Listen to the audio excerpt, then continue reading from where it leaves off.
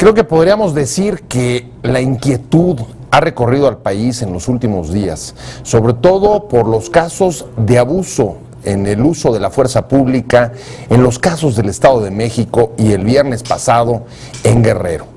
Además, en los próximos días habrá otras manifestaciones en la Ciudad de México por la conmemoración del 2 de octubre y esta inquietud sobre la capacidad de las autoridades policíacas, en el caso del Estado de México, las autoridades militares, para usar correctamente la fuerza sin violentar los derechos humanos, se ha traducido en preocupación, inquietud e inconformidad de parte de la ciudadanía. De esto vamos a hablar hoy en Opiniones Encontradas. Soy José Buendía, gracias por estar con nosotros en este programa en el que todas las ideas se pueden cuestionar siempre que se debatan. Vamos a ver algunos datos y regresamos aquí al foro para tener nuestra plática de hoy.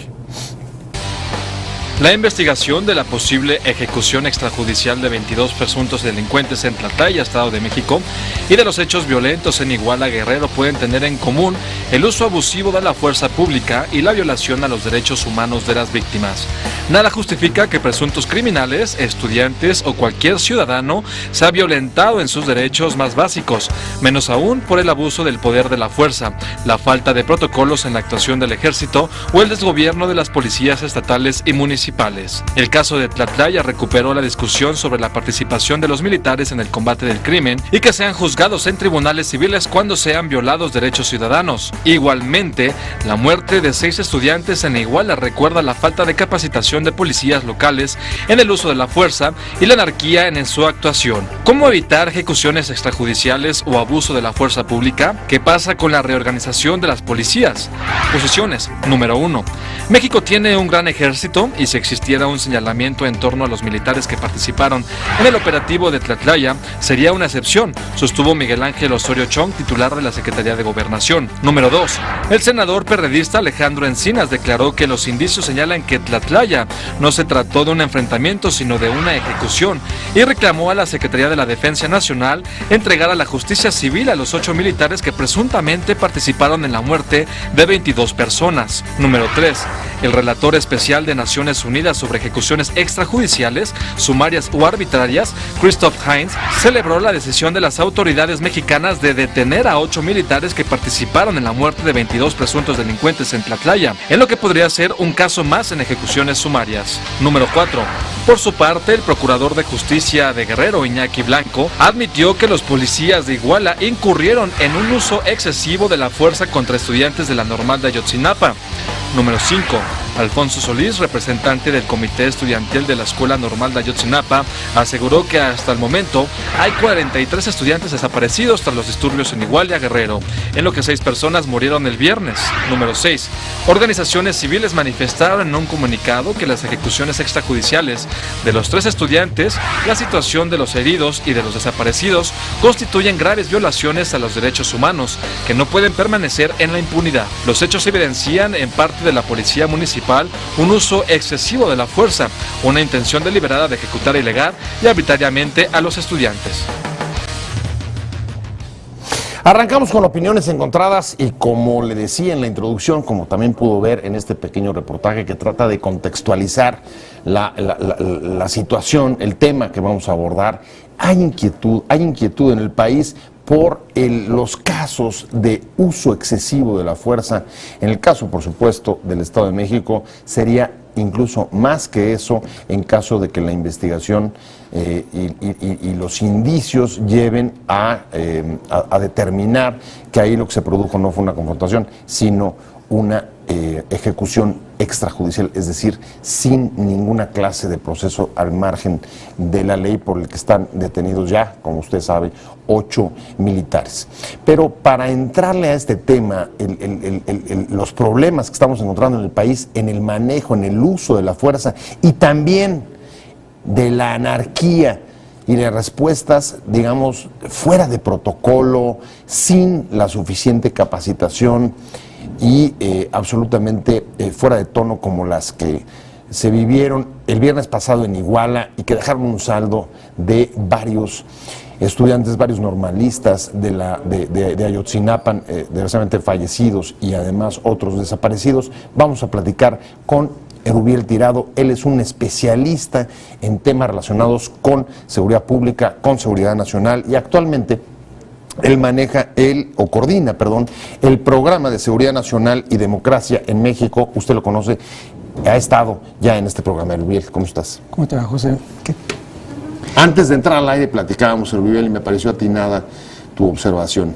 Hay inquietud en el país y por supuesto uno de los focos de inquietud tiene que ver con los casos en los que estamos viendo en algunos casos pésimo y en otros casos malo y en otros casos regular, pero en ningún caso positivo, manejo y uso de la fuerza pública. Y ahí está el caso del Estado de México, y ahí está el caso de Guerrero el viernes pasado, y el temor de que las manifestaciones o las protestas como las que estamos viendo hoy mismo en la Ciudad de México del Instituto Politécnico Nacional, en Puebla, viene la conmemoración del 2 de octubre, preocupa, por supuesto, la actuación de los elementos de seguridad y la policía. ¿Cuál es tu lectura? ¿Qué nos está pasando después de que ya traemos un proceso de certificación de las policías, de capacitación, de mejoramiento, de modernización, y de repente cuando uno ve la actuación del ejército ahí o la actuación de la policía en Guerrero, no hace más que generar cierta frustración? Pues frustración y temor, ¿no? Y temor. Y sobre todo, pues un ánimo de desazón, porque, digamos, nuestra curva de aprendizaje en términos institucionales no llega, ¿no? Podemos presumir como Estado que diversos gobiernos, sean panistas o priistas, han promovido un marco normativo de actuación de nuestras fuerzas de seguridad, desde las de carácter civil con las de carácter también militar, ¿no? Sin embargo, persiste esta, no sé si manía, por llamarle así, de que no vemos un aprendizaje interiorizado en las fuerzas de seguridad. ¿Qué es lo que está frenando el aprendizaje? Porque mira, recursos se han invertido. Correcto. Recursos en términos también no solo económicos, sino humanos. Renovación de las policías. Ahí está, por ejemplo, el ejemplo de Monterrey, que incluso se limpiaron las corporaciones y se llevaron gente de distintas partes del país. Está el caso de la Gendarmería. ¿Qué nos está pasando? ¿Cuáles están siendo los obstáculos? Hay una respuesta muy simple, y no por ello es menos complejo en cuanto a su alcance y entendimiento. Desde mi punto de vista es la falta de total transparencia y de rendición de cuenta y supervisión en estas acciones. Es decir, podemos hablar de que hay consejos consultivos ciudadanos, etcétera, etcétera, y en el caso de las Fuerzas Armadas todavía es aún más complicado. Claro. Es que prácticamente opaco ese sentido, porque hay el fenómeno de comportamientos autónomos institucionales donde ellos se juzgan, ellos investigan y ellos se condenan, ¿no? Sí. Y excepcionalmente, aunque ya tenemos el marco normativo constitucional y los compromisos internacionales, pues simplemente todavía estamos viendo si se van a aplicar o no. Entonces, eso yo creo que primero debemos diferenciar el ámbito, tratándose de cuerpos civiles o cuerpos militares, o y son operativos conjuntos, hace más compleja la cosa. Déjame empezar si quieres cronológicamente, claro, y hablemos de las corporaciones militares. Y ahí tu apunte es parte de los problemas de la falta de capacidad de aprendizaje que se están demostrando dentro del ejército, que ya lleva en las calles haciendo tareas de seguridad pública. 2 décadas cuando menos. Así es. Bueno, es suficiente tiempo como para que se hubiera producido ese aprendizaje. Tú dices, falta transparencia y rendición de cuentas, y eso no les permite caminar. Y cada 2 por 3 nos presumen de que hay cientos de cursos de derechos humanos con los convenios, o hasta un convenio con la Cruz Roja Internacional que se firmó el año pasado, para que aprendan el derecho internacional humanitario, ¿no?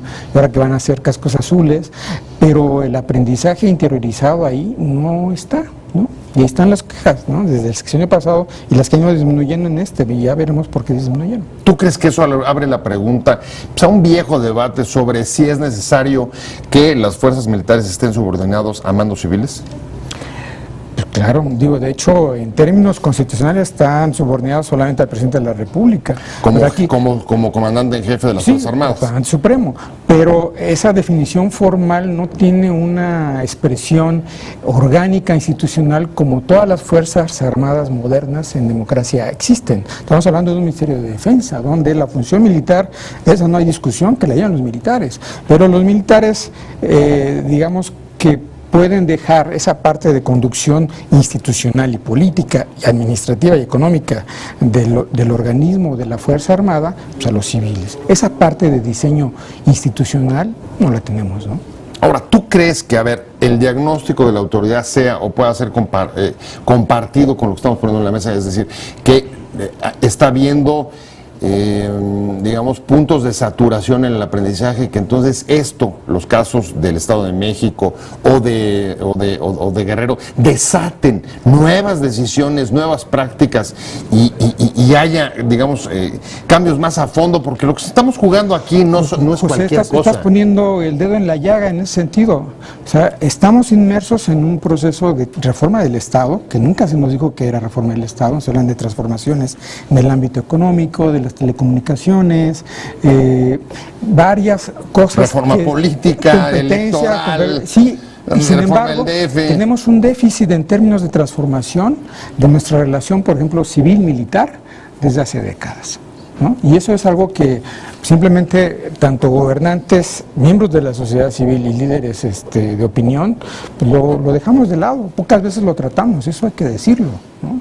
Y yo creo que en este sentido lo que tú estás apuntando es estas circunstancias, sean casos aislados o institucionales, es otro tipo de discusión, que si quieres le entramos, pero lo que es cierto es que no nos pone sobre la mesa el hecho de un ámbito institucional de nuestra vida política que no es tocado, no es transformado y que no se piensa en qué términos puede o debe modernizarse. Vaya, ni siquiera se discute, y si se discute a puerta cerrada en el Congreso, en la Comisión Bicameral, y nadie se entera, ¿no?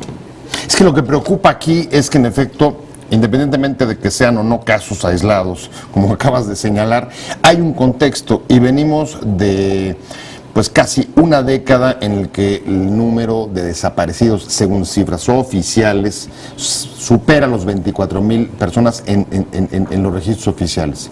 Y la discusión, Erubiel, sobre el tema incluso del fuero militar, no es nueva, la venimos teniendo ya hace años. Ahí está incluso la jurisprudencia sobre el caso Radilla y los fallos que ha generado la Corte sobre esto. Sin embargo, hasta donde yo entiendo, los militares detenidos en el Estado de México están siendo juzgados en tribunal, están bajo la investigados y jurisdicción militar. Es correcto.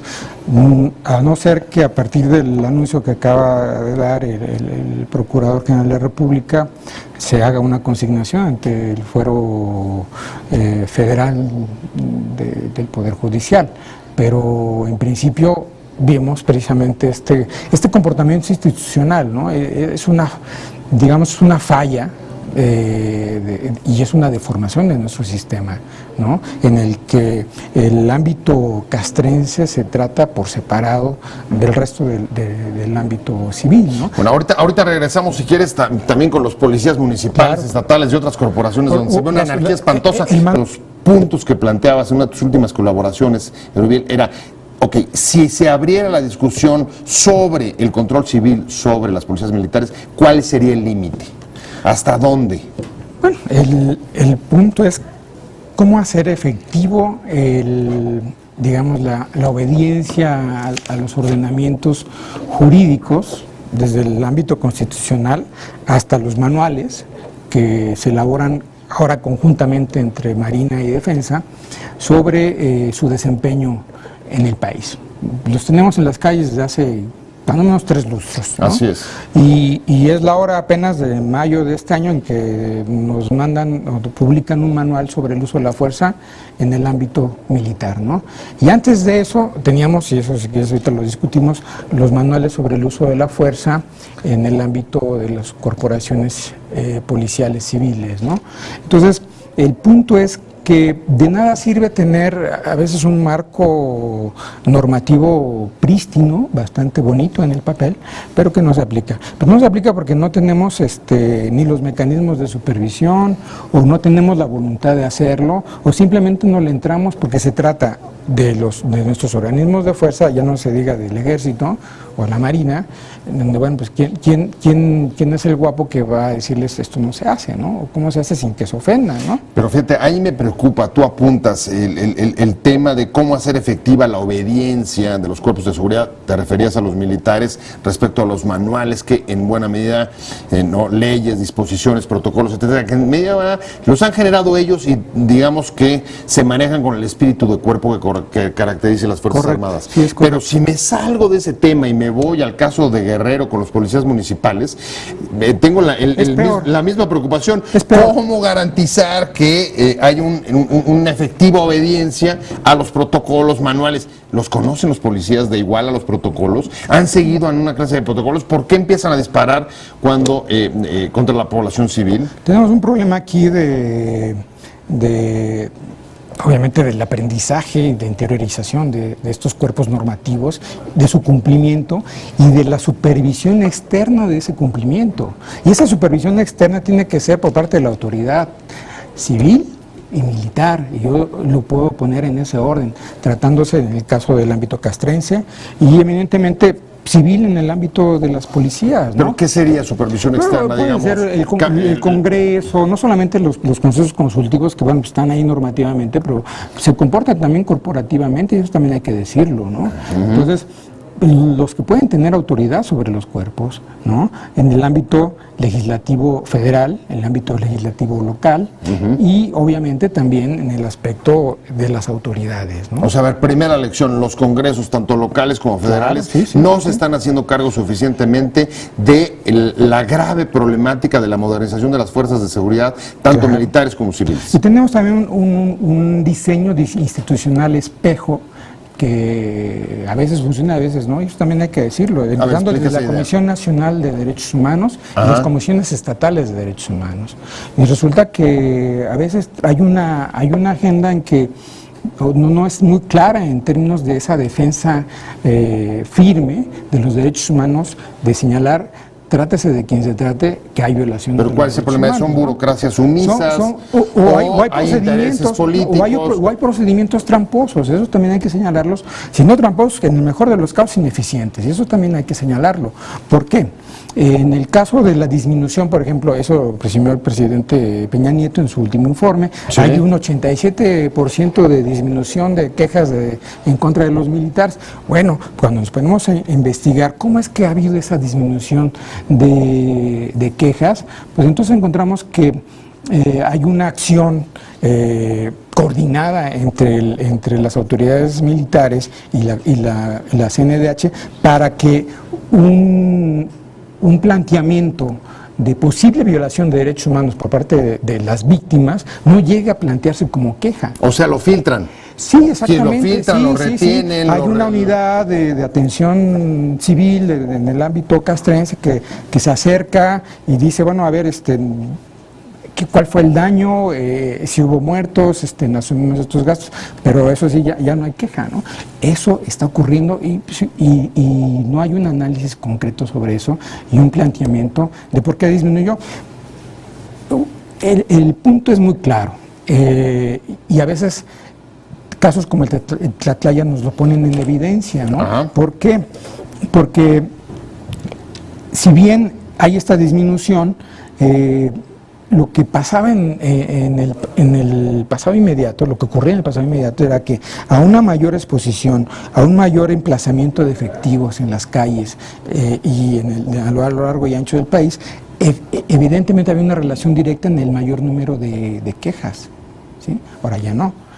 ¿Por qué? Bueno, desde unos años para acá, a fines del sexenio de Calderón, esta práctica se empezó a poner. O sea, lo que estás diciendo es, saber, no solamente es un problema de falta de supervisión, sino de mediatización de las instituciones en función de intereses de imagen, políticos, institucional, por etcétera. supuesto, sí, pero eso no nos resuelve el problema. Digo, qué bueno que que no se siga señalando a las Fuerzas Armadas y que no demerite su imagen. Pero, nadie está interesado en demeritar la imagen de las Fuerzas Armadas. Pero el punto es que si eso es a costa de poner las violaciones de derechos humanos abajo de la alfombra, entonces yo creo que sí es cuestionable, ¿no? Entonces ese es el punto, y eso no lo estamos viendo. Y en el caso de las civiles, ¿cómo le entras a ese asunto? En el caso de las municipales, donde digamos que tienes, ahí sí, digamos que el entramado institucional con menores contrapesos, con menores equilibrios, donde los ejecutivos locales suelen tener en los estados mucho mayor injerencia y poder dentro de la vida pública que Qué bueno, la que lo tocas, y yo quisiera que tomemos como ejemplo lo más reciente, que es Guerrero, ¿no? De unos policías municipales. No estamos hablando de la policía estatal, no estamos hablando de la fuerza o el mando único. Sí, no es la gendarmería, son... No, bueno, o el mando único estatal, porque esa es la tendencia que se marcó también a fines del sexenio pasado, donde se empiezan a centralizar y desde arriba para abajo con fuerzas renovadas, policiales, tomadas además de las fuerzas municipales, donde lo que queda en las municipales no necesariamente es lo mejor, y eso hay que señalarlo. Y entonces...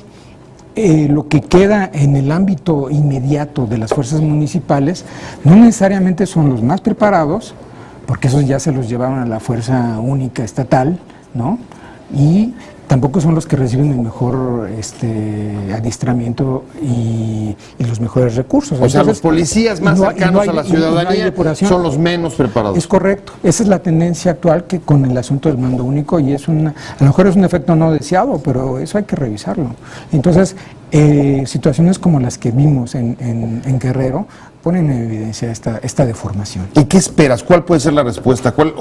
¿Qué expectativas tú tienes frente a casos palmarios que incluso están generando señalaamientos internacionales?